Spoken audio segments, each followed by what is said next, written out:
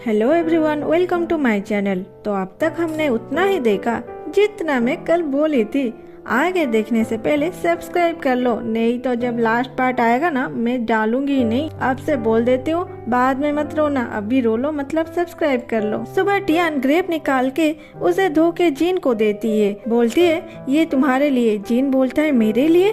Tian बोलती है तुमने हमारे रूप ठीक किए है इसलिए थैंक यू। फिर जिन दादी को जाके बोलता है दादी ये ना टियान मुझे दी है। दादी बोलती है मीठा है ना। जिन बोलता है बहुत। टियान बोलती है तुमने अब तक एक भी टेस्ट नहीं किया है। जिन बोलता है ये तुमने दी है ना तो मीठा ही होगा। फिर दादी टियान और जिन खाना खाते हैं। खाते टाइम जिन बोलता है टियान क्या तुम मेरे साथ एक जगह जाओगे, वो इसी विलेज में ही है, ज्यादा टाइम नहीं लगेगी। टियान बोलती है कहाँ बोलो। जिन उसे लोकेशन शेयर करता है। जिन शाम को वहाँ मिलने की प्रॉमिस करके वहाँ से चला आता है। शाम को टियान लोकेशन देख के उस प्लेस को जाती है। वो जगह देख के टियान बहुत खुश हो जाती है। वो मन ही मन सोचती है ये जगह कब बनी, और वहाँ से कॉफी लेके पीती है और बोलती है ये जिन कहाँ रह गया। तभी एक अननोन नंबर से उसे कॉल आता है। वो उठाती है। उधर से जो बोलता है मैम मैं जो हूँ, कुछ काम आ गया तो प्रेसिडेंट आज नहीं जा सकते। टियान ये सुन के गुस्सा हो जाती है। उधर जो जिन को बोलता है मिस टियान गुस्सा हो गए शायद, आप उन्हें सच क्यों नहीं बोल देते। जिन बोलता है तुम अपना ड्राइव करो ना, मुझे उससे कुछ नहीं बोलना। उधर जुआंग और यू सुबह उन बार सेलर से मिलने के लिए वेट करते हैं, लेकिन वो लोग तो मारने के लिए हॉकी स्टिक और स्टिक लेके आए थे। उन्हें जुआंग पे डाउट था कहीं ये पुलिस का ना हो।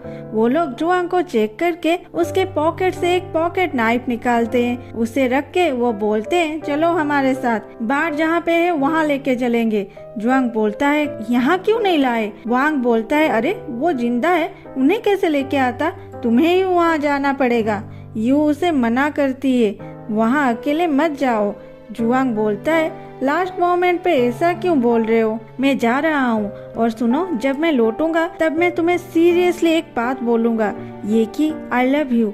और वहाँ से जाने लगता है। यू भी उसके साथ जाना चाहती है। जुआंग उसे मना करके हक करता है। बोलता है अपना ख्याल रखना, मैं जल्दी आ जाऊंगा। वांग बोलता है क्या हुआ, इतना देर क्यों लगा रहे हो, तुम तो आओगे ना, इतना टेंशन क्यों ले रहे हो। जुआंग बोलता है बस वांग आप गलत समझ रहे हो, जब से मेरी पत्नी प्रेग्नेंट हुई है ना उसे कभी भी मैं अकेली नहीं रहने दिया, तो उसे छोड़ के जाना थोड़ा मुश्किल तो है। फिर वो चला जाता है, लेकिन वहाँ चारों ओर पुलिस थे। वो लोग यू को साथ लेके जुआंग का पीछा कर रहे थे। इधर वांग और उसके लोग जुआंग को अपने साथ फॉरेस्ट के अंदर ले गए। फिर उसे बाहर दिखाते हैं। फिर वो लोग अंदर पैसे को लेके बात करते हैं। तभी वहाँ पुलिस आके सभी को पकड़ लेते हैं। वहाँ यू भी आई थी। सभी को पकड़ लेने के बाद यू निकल के जुआंग के पास आती है। तभी सियान जो छुप के बैठा था वो गुस्से से यू पे गोली चला देता है। जुआंग उसे देख लेता है और यू को बचाने के लिए यू के आगे आ जाता है और जुआंग के हाथ में गोली लग जाती है। वो नीचे गिर जाता है। सियान को पुलिस पकड़ लेते हैं। यू खून देख के रोने लगती है और चिल्लाने लगती है इसे कोई हॉस्पिटल ले लो। पुलिस उसे हॉस्पिटल लेके जाते हैं। उसके बाद 3 दिन के बाद का सीन दिखाता है जहां जुआंग हॉस्पिटल के बेड पे लेटा था और डायरेक्टर ली उसके कारनामे जो न्यूज में आया था उसे ड्रामेटिक वे में पढ़ के सुना रहे थे। डायरेक्टर ली के बकवास से परेशान होके जुआंग बाहर चला जाता है। डायरेक्टर ली उसके पीछे पीछे ये बोलते हुए आ रहे थे जुआंग धीरे चलो, अभी अभी तो तुम ठीक हुए हो।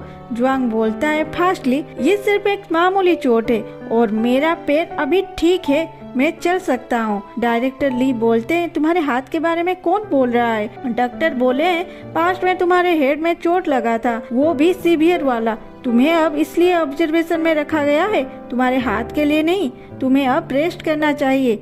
जुआंग बोलता है अगर मैं ना लूं तो। डायरेक्टर ली बोलते हैं डॉक्टर के अकॉर्डिंग तुम कोमा में जा सकते हो या सब कुछ भूल जाओगे। अच्छा एक बात बताओ, यू से बात किया। जुआंग बोलता है चाहता तो था, चांस नहीं मिला। फिर पास्ट में दिखाता है यू जुआंग के साथ एम्बुलेंस में था। जुआंग यू को कुछ बोलना चाहता था, लेकिन यू बोलती है मुझे पता है तुम्हें दर्द हो रहा होगा। जुआंग बोलता है मुझे पेन नहीं हो रहा है। यू बोलती है, नर्स कुछ करो जैसे इसे पेन ना हो। जुआंग इसे कैसे समझाएगी, खुद ही समझ नहीं पाता और चुपचाप सो जाता है। हॉस्पिटल में डॉक्टर यू को बोलते हैं, हमारे पास इसे ठीक करने के लिए मेडिसिन नहीं है, हम सिर्फ इमरजेंसी ट्रीटमेंट कर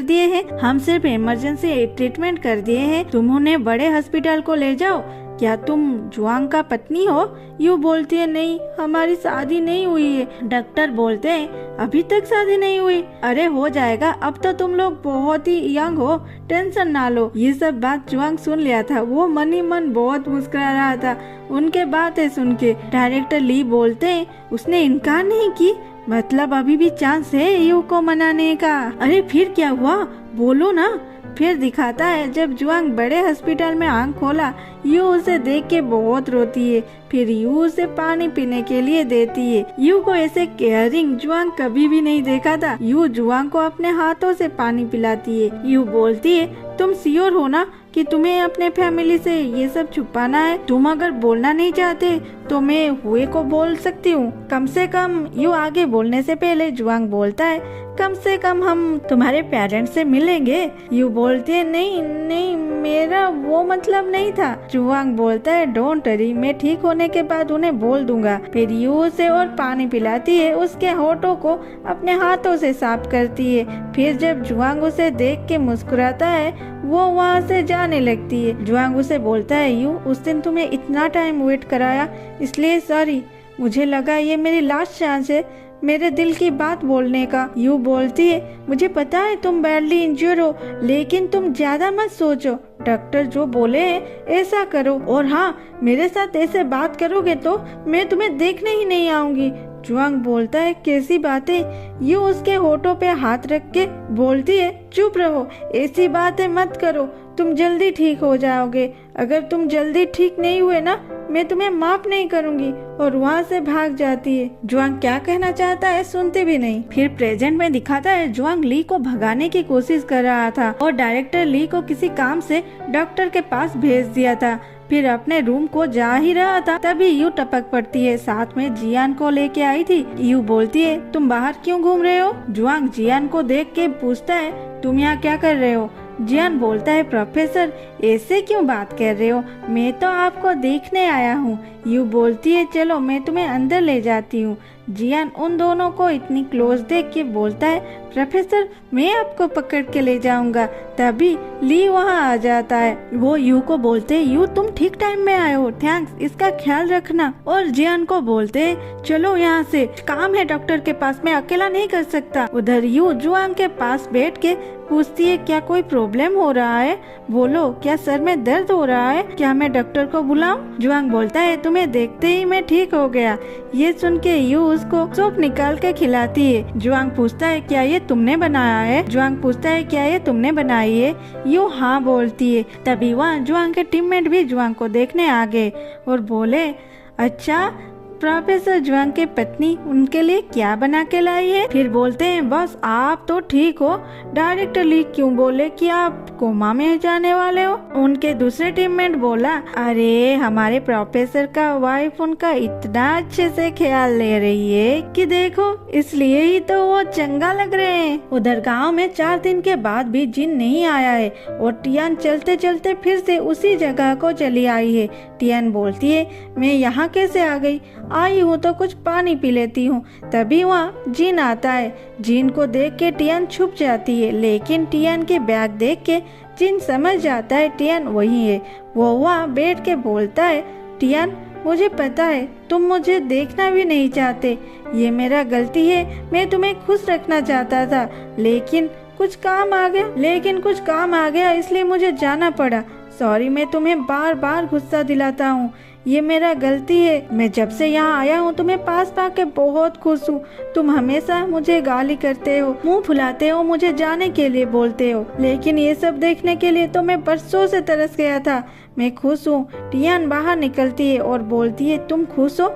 तुम्हें जब मन होता है तुम आते हो, जब मन होता है तब चले जाते हो। तुम्हारा तो कुछ भी गलती नहीं है, गलती तो मेरी है। तुम आते ही तुम्हें मुझे यहाँ से भगा देना चाहिए था। अच्छा तुम्हें काम था, क्या काम था बोलो?